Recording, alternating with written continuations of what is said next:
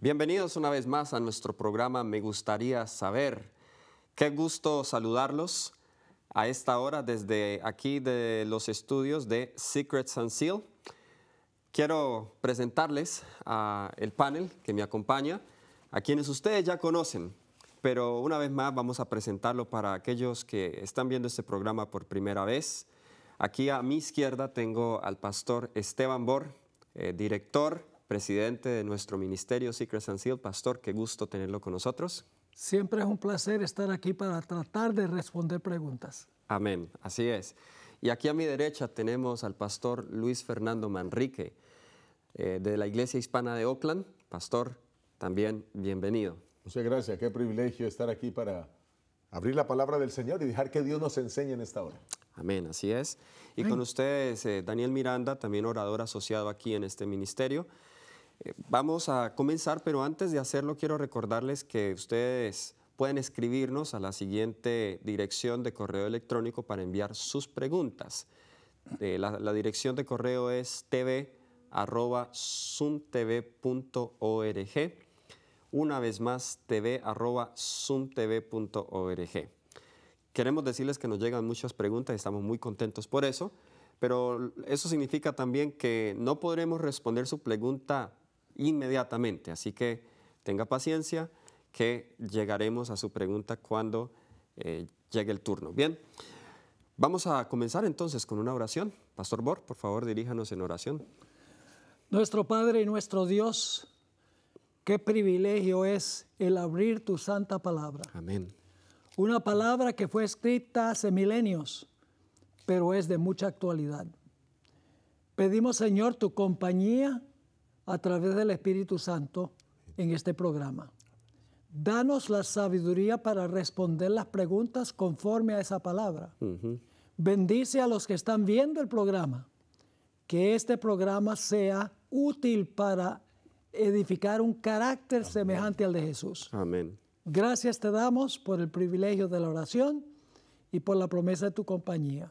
En el nombre de Jesús, amén. Amén. Bien, la pregunta de hoy nos escriben de cierto país y esta pregunta es muy interesante, de hecho poco se habla de estos temas. La pregunta es en el contexto de un problema político y social de cierto país y dice cuál debe ser la postura del pueblo de Dios en tiempos de guerra, donde todos los eventos parecen cumplirse conforme a la palabra. ¿Acaso podemos participar de marchas pacíficas? ¿O es esto apoyar a un pueblo sediento de justicia que busca un futuro mejor en esta vida pasajera poniendo sus ojos en un mejor gobierno humano?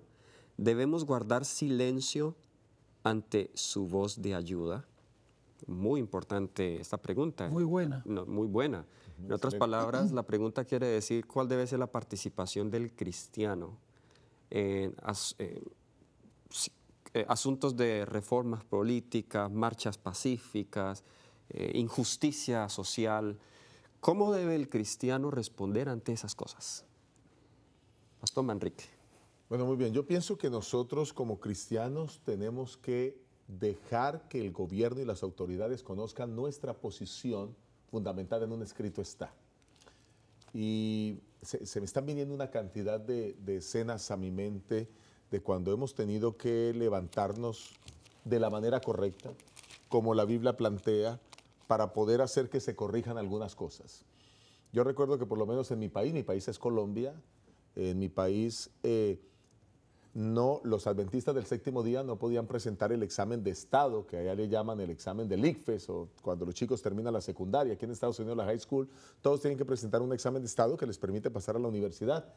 Y recuerdo que gracias a la iglesia adventista, que tuvo que ir ante las autoridades, decir que les parecía injusto, aunque a nosotros nos permitían presentar el examen el día sábado en la noche, que ya no es sábado, y el domingo, de todas maneras, llegó una persona a esa posición que dijo, no, aquí en Colombia, ¿cómo así que los adventistas con privilegios? Todo mundo presenta el examen de estado el día sábado. Y entonces hubo que ir a autoridades, hubo que buscar a senadores de la República, hubo que ir hasta la presidencia de la nación y entonces decir, se está cometiendo una injusticia contra nosotros. Y tuvimos que abrir la Biblia y entonces Allí los adventistas del séptimo día presentaron con absoluta claridad, escribiendo un documento, el error que se estaba cometiendo contra la conciencia que los adventistas pues tenían en relación con guardar el sábado.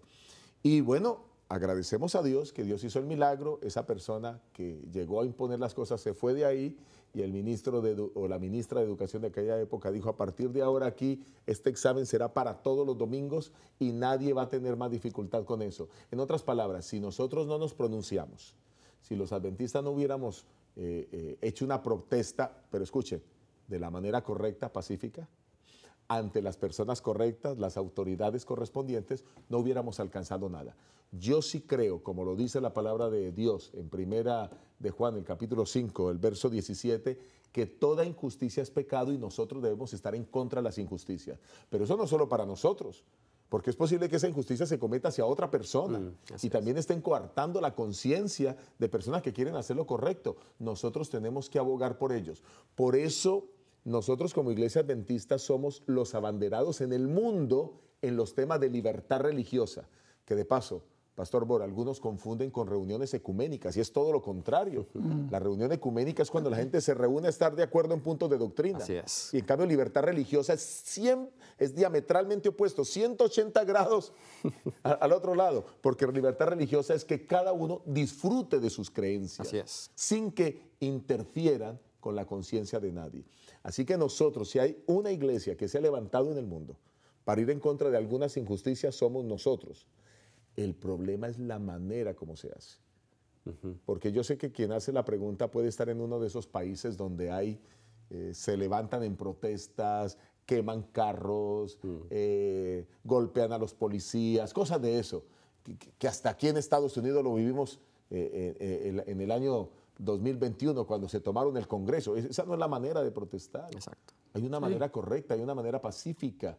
Y así, solo cité un caso, pero yo podría citarles muchos otros. Aquí nosotros hemos caminado en contra de la opresión que algunas autoridades por racismo tienen hacia las personas de color de piel morena o de piel negra aquí en los Estados Unidos, y hemos tenido que decirles que nosotros como iglesia estamos en contra de eso. Porque nosotros creemos que todos somos iguales ante Dios, como dice la Constitución de este país, de los Estados Unidos.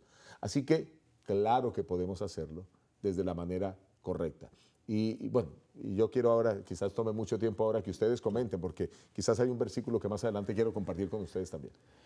Yo estaba en Colombia enseñando en la universidad cuando tuvimos el problema con el ICFES, donde en realidad no querían dejar que los alumnos tomaran el examen del ICFES otro día que no fuera sábado.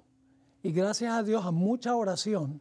Así es. Y también a la intervención con el gobierno, como tú mencionabas, permitieron que los alumnos tomaran el examen el domingo en vez de tomar el examen el sábado. Es un caso a donde los ciudadanos pueden apelar al gobierno de la forma correcta. Ahora, todo este concepto se basa en la idea de que nosotros somos ciudadanos de dos reinos. Debemos ser ciudadanos ejemplares en el reino terrenal y ciudadanos ejemplares del reino celestial. Eso se basa en varios textos bíblicos. Se me ocurre Mateo 22, tal vez podemos leerlo. Claro que sí, pastor. Mateo 22 y el versículo 21, y luego también Romanos 13. Vamos a leer primero Mateo 22 y el versículo 21. Mateo 22, 21 dice: le dijeron de César y les dijo: dad pues a César lo que es de César y a Dios lo que es de Dios. Ahí están los dos reinos. Tenemos deberes para con Dios, Claro. y tenemos deberes para con César o el gobierno civil. Así es. Romanos, el capítulo 13, el apóstol Pablo inclusive dice que debemos sujetarnos A las autoridades terrenales. Claro, siempre y cuando no interfieran con nuestras convicciones de conciencia, ¿no? Si el gobierno impone una ley dominical, habría que desobedecer la ley del hombre para obedecer la ley de Dios. Vamos a leer entonces Romanos, el capítulo 13, versículo 1 al 4, tal vez. Claro. Muy bien, vamos a leer. Nos dice: sométase toda persona a las autoridades superiores, Esas son las autoridades civiles. Correcto. Porque no hay autoridad que no provenga de Dios y las que hay por Dios han sido establecidas. De modo que quien se opone a la autoridad, a lo establecido por Dios resiste, y los que resisten acarrean condenación para sí mismos. Los magistrados no están para infundir temor al que hace el bien, sino al malo. ¿Quieres, pues, no temer a la autoridad?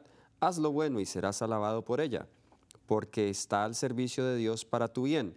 Pero si haces lo malo, teme, porque no en vano lleva la espada, pues está al servicio de Dios para hacer justicia y para castigar al que hace lo malo. Así que Dios dice aquí, el que se opone a la autoridad, a lo establecido por Dios resiste. No solamente está desobedeciendo al gobierno, sino a Dios, que dice que se debe uno someter al gobierno. Y más adelante dice que, el versículo 4 dice que el poder civil es servidor de Dios para el bien. Correcto. Para el bien del orden civil. Así que esta idea digamos, de apelar al gobierno y demostrar pacíficamente, reunirse pacíficamente para exigir que el gobierno haga justicia, nos corresponde como ciudadanos del reino terrenal. No hay nada malo con eso siempre y cuando hagamos, por ejemplo, en los Estados Unidos la Constitución dice en la primera enmienda que uno puede reunirse pacíficamente, tiene libertad de hablar, libertad de expresión, libertad de la prensa y libertad para exigirle al gobierno que se le haga justicia cuando se le ha hecho una injusticia. Uno como ciudadano del reino terrenal tiene derecho de exigir que se cumplan esas garantías del gobierno. También libertad civil y religiosa. En los Estados Unidos el gobierno tiene que proteger la libertad religiosa. La libertad no puede hacer ninguna ley que establezca religión ni que prohíba el libre ejercicio de la religión. Todo eso está en la primera enmienda de la Constitución. Y además de que está también la Declaración de los Derechos Humanos. El artículo 18 de la Declaración de la Declaración Universal de los Derechos Humanos cita que toda persona es libre de profesar su religión tanto pública como privadamente. ¿Ya? Y podemos, como ciudadanos de este reino, exigir los derechos que nos garantiza la Constitución. Por supuesto. Hay un derecho, pastor, que es muy común en la mayoría de constituciones en el mundo, y es el derecho a la protesta pacífica. Así que la pregunta es, ¿nosotros podemos protestar? La respuesta es sí. ¿Cómo debemos protestar? Pacíficamente. ¿Ante quién debemos protestar? Usted ya lo acaba de leer. Ante las autoridades civiles competentes. ¿Y cómo debemos hacerlo? De la manera como las leyes lo establecen. Correcto. Por eso debemos someternos a la autoridad. O sea que claro que podemos hacerlo, pero en la forma correcta. Y es más, cuando nosotros protestamos correctamente, a las autoridades nos apoyan. En muchas oportunidades en mi país yo lideré marchas, bueno, y aquí también en Estados Unidos lo he hecho, he liderado marchas pacíficas contra el aborto, marchas pacíficas contra el expendio de las drogas en algunos sectores, marchas pacíficas contra la violencia intrafamiliar, marchas pacíficas contra el consumo de alcohol, de tabaco, de estas cosas, porque ¿qué es lo que queremos hacer nosotros? Es tener una sociedad mejor. Es por esa razón que en muchos países, aquí en los Estados Unidos, en mi país también, las iglesias no pagan impuestos.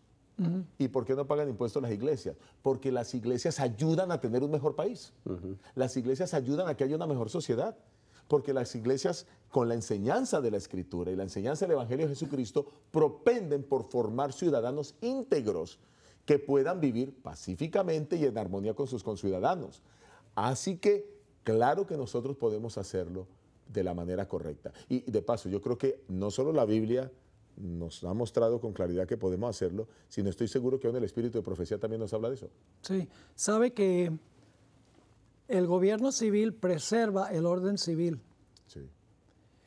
pero en realidad los cambios en la sociedad, cambios permanentes, no se basan ni siquiera en demostraciones pacíficas. Se basan en cambiar el corazón de los ciudadanos. Así es.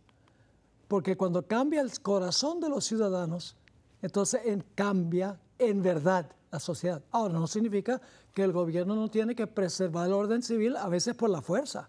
Sí, claro. Porque el gobierno civil opera a base de la fuerza. El gobierno de Cristo es a través del amor.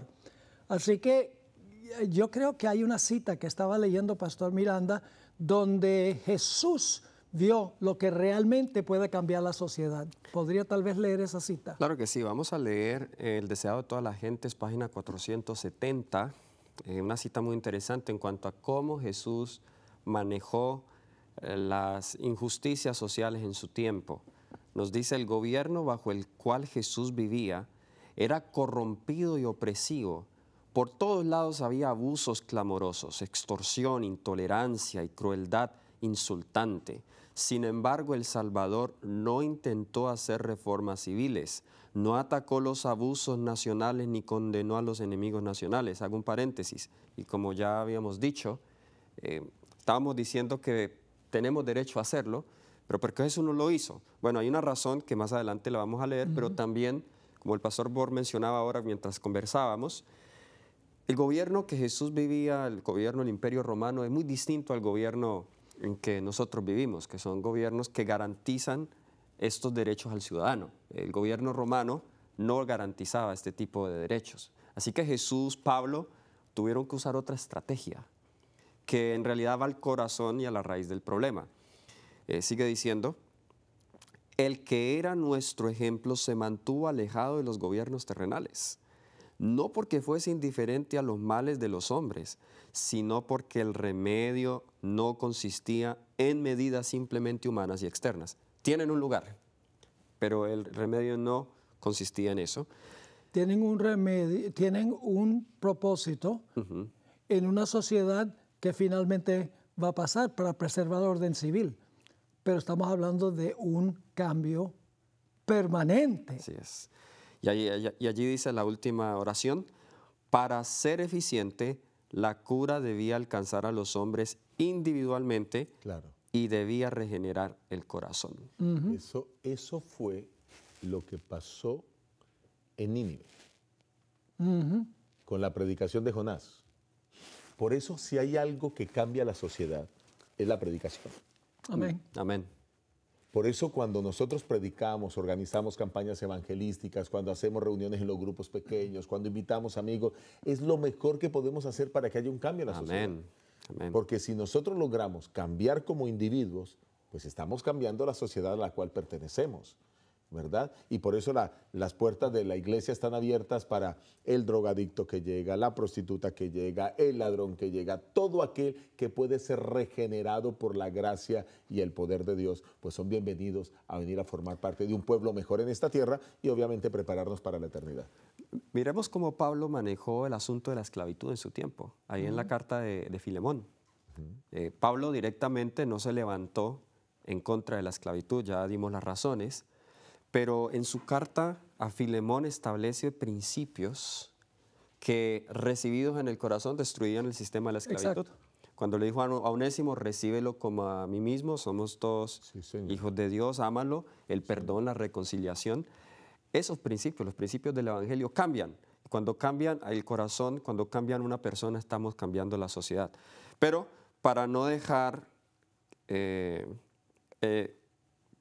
la idea de que no está bien hacerlo, ya lo hemos mencionado, déjenme dar dos citas más, donde la sierva del Señor nos anima o nos insta a nosotros como iglesia a que hagamos escuchar nuestras voces en la sociedad en cuanto a ciertos asuntos. Por ejemplo, en el Ministerio de Curación, en el capítulo Comercio de las Bebidas Alcohólicas, ella dice, por ejemplo, esto: alístense un ejército que acabe con la venta de los licores ponzoñosos, que enloquecen a los hombres. Noten, qué interesante, alístese un ejército. Un ejército no un ejército de armas, sino un ejército de individuos, de hijos de Dios, de obreros. No para quemar edificios y automóviles, etcétera, Exactamente. sino para expresar su voz. Exacto. Pónganse de manifiesto el peligro del tráfico de bebidas y créese una opinión pública que exija su prohibición. Otórguese a los que han perdido la razón por la bebida una oportunidad para escapar a la esclavitud. Exija la voz de la nación a sus legisladores que supriman tan infame tráfico. Ahora, en cuanto a la esclavitud, antes de que pase a la esclavitud, nota cómo la hermana White dice que nos debemos referir a las personas correctas. Correctas. Habla de que nos refiramos a los legisladores. Porque es que a mí a veces me preocupa ver en muchos países latinoamericanos, y aún aquí en Estados Unidos está tomando fuerza esto, de que la gente quiere protestar simplemente para que los vean o simplemente para salir ante las noticias, pero no hay nada bien organizado, no se están haciendo documentos, y lo que están haciendo es vandalismo. Como lo que sucedió en el 6 de enero del año pasado. Eso es un vandalismo, ¿cierto? Y no solo eso, incluso han estado, en algunos países hasta se matan policías, entonces se queman edificios gubernamentales, se queman registros públicos. Esa no es la manera de protestar. Se tumban estatuas. Se tumban estatuas. Eso pasó en Puerto Rico esta semana que pasó. Tumbaron la estatua de este señor Ponce de León, si no estoy mal, ¿no? Así que estas son cosas que la hermana White deja claro y que la Biblia ha dejado claro. Claro que hay que protestar, pero hagámoslo correctamente ante las personas correctas. Y sobre todo al licor. ¿Se acuerdan que les hablé de las marchas que hacíamos? Nosotros en esas marchas, con el apoyo de la alcaldía, poníamos las pancartas en donde decíamos no al alcohol y donde decíamos no a las drogas. Y lo interesante es que citábamos a cristianos de otras denominaciones, el alcalde venía y estaba con nosotros y agradecía a la iglesia adventista porque se pronunciaba sobre males que están aquejando a nuestra sociedad. Cuando yo fui director de Conquistadores en New Jersey, hace unos cuantos años, hacíamos todos los años una parada o una marcha donde hacíamos competencia entre los conquistadores para hacer pancartas con dibujos y con palabras, y hacíamos un concurso entre los conquistadores para ver quién hacía el mejor. Y entonces todas las pancartas, los conquistadores marchaban a través de la ciudad con eso, contra las drogas, contra el alcohol, etcétera, y tenía un impacto muy poderoso, no solo sobre los gobernantes, pues tuvimos al alcalde varias veces, sino el pueblo, la gente que está en las orillas viendo, saben que la iglesia adventista tiene una posición en cuanto a eso y que estamos preocupados no solamente para que la gente llegue al reino celestial, sino para que sean felices en el reino terrenal. Excelente, así debe ser. Amén. Bueno, una cita más para ver cómo la sierva del Señor manejaba estos asuntos. En Testimonios, tomo 1, página 185, Testimonios para la Iglesia. Nos dice, está hablando de la esclavitud, cuando las leyes de los hombres entran en conflicto con la palabra y la ley de Dios, hemos de obedecer a estas últimas. Cualesquiera que sean las consecuencias. No hemos de obedecer la ley de nuestro país que exige la entrega de un esclavo a su amo y debemos soportar las consecuencias de su violación. El esclavo no es propiedad del hombre alguno, Dios es su legítimo dueño y el hombre no tiene derecho de apoderarse de la obra de Dios y llamarla suya. Esto refiriéndose a lo que decíamos al principio, que debemos someternos a las autoridades civiles, pero cuando las leyes de las autoridades civiles van en contra de los principios de la ley de Dios, entonces ahí sí no podemos someternos. Correcto, correcto. Y en este tema de la esclavitud, nosotros como adventistas fuimos abanderados, o nuestros pioneros fueron abanderados para sentar una posición bien clara, así como Elena White la está sentando, acerca de un no rotundo a la esclavitud. Sí. Y frente a estas cosas debemos tener un no rotundo también frente al aborto. Y debemos tener un no rotundo frente a esta masificación de las drogas, que ahora ya se legalizó la marihuana en no sé cuántos estados, está produciendo una cantidad de problemas de salud en la gente que la está consumiendo, y ahora ya hay estados que están diciendo que hay que legalizar la cocaína también. ¿A dónde vamos a llegar, verdad? Wow. Entonces, cuando estas cosas se presentan, nosotros tenemos que sentar nuestro precedente y decir de la manera correcta, pacíficamente, a las personas correctas, los legisladores, las personas que toman las decisiones, cuál es la posición de la iglesia. Vale la pena aclarar, y para todos los que nos están viendo, que la iglesia adventista toma posiciones oficiales y las comunica. Y si alguien quiere conocer acerca de esas posiciones oficiales, pues que se acerque a la iglesia adventista más cercana a su pastor, o que visite la página adventistas o adventist.org o adventistaenespañol.org para que conozca las posiciones oficiales de la iglesia frente a esas cosas que no aprobamos, que rechazamos. El punto clave es que nosotros tenemos que abogar por causas que mejoren la vida de la gente en este tiempo, en esta sociedad. A veces la iglesia se va a dos extremos. Se vuelven reformadores civiles por un lado, o por el otro lado le dicen a la gente, no se preocupen, que algún día todo esto se va a acabar.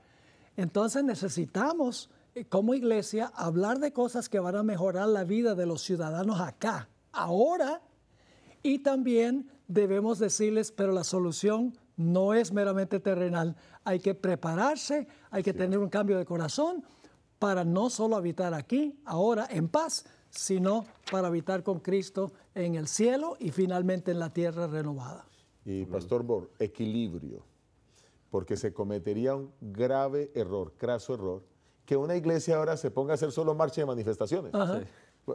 Ese sería otro error. Y hay muchas ¿verdad? que lo hacen. Pero ese sería un extremo. Ese sería el Sí. extremo. Y el otro extremo es no hacer nada. Predicar puro el evangelio. Claro, entonces hay un equilibrio. Y el equilibrio es que sí, nosotros tenemos que oponernos a estas cosas incorrectas que se hacen. Tenemos que sentar nuestra voz, como ya lo hemos dicho, de la manera correcta, ante las personas correctas. Pero recuerden que nuestro trabajo, eso es parte de nuestro trabajo, pero nuestro trabajo es predicar y atraer almas a los pies de Cristo. Sí. Que de paso podríamos usar esto como un vehículo, pero no caigamos en ninguno de los dos extremos. Si algo me impacta a mí de la palabra de Dios, si algo me impacta de cómo el Espíritu Profecía ha sido escrito, es que siempre se presenta en forma equilibrada. Amén. Un punto muy importante y es que el apóstol Pablo trató diferente el asunto de la esclavitud que Elena White. Porque en el tiempo de Pablo era inútil que Pablo condenara Desde luego. la esclavitud, porque estaba completamente arraigado en la sociedad. Ya para los tiempos de la hermana White, ya estaba cambiando el modo de pensar de la sociedad. Ya estaban muchos en contra de la esclavitud y entonces ya ahora apelar al gobierno, apelar por los derechos de los esclavos, ya en ese contexto era un contexto donde se podía obrar de una forma distinta que la que obró el apóstol Pablo. Pero tanto Pablo como la Biblia condenan, y la hermana White condena la esclavitud. Así es. Bien, creo que esto ha respondido a nuestra pregunta. Síguenos aquí en este programa. Me gustaría saber. Hasta la próxima con más preguntas para ustedes.